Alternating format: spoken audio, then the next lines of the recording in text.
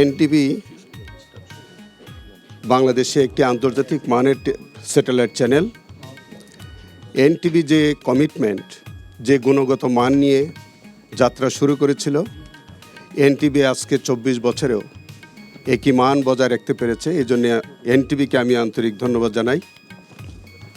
NTV তাদের যে commitment, তাদের যে সততা, যে নৈতিকতা নিয়ে এই স্যাটেলাইট চ্যানেলটি তারা যেভাবে পরিচালনা করছেন, আমি তাদের এই অগ্রযাত্রা অব্যাহত রাখার শুভকামনা জানিয়ে মালিক, কর্তৃপক্ষ, শিল্পী, কলাকৌশলী, আমাদের সাংবাদিকবৃন্দ সবাইকে শুভেচ্ছা জানিয়ে আমি শেষ করছি। কৃতজ্ঞতা প্রকাশ করতে চাই আন্তর্জাতিক ট্রাইব্যুনালের চিফ প্রসিকিউটর হিসেবে, যে বাংলাদেশের এই গত ফ্যাসিস্ট সরকারের যে ভিত নাড়িয়ে দিয়েছিল, যে ফটোগ্রাফটি, যার পরিপ্রেক্ষিতে যে প্রথম শহীদ আমাদের আবু সাঈদ, যে সংবাদটি প্রচারের মধ্য দিয়ে আমাদের জুলাই আন্দোলনকারীদের আন্দোলন অত্যন্ত বেগবান হয়েছিল, ভিত নাড়িয়ে দিয়েছিল, সেই ছবিটি আমাদের আবু সাঈদ হত্যা মামলার একমাত্র সাক্ষ্য হিসেবে, উপাদান হিসেবে ব্যবহৃত হয়েছিল।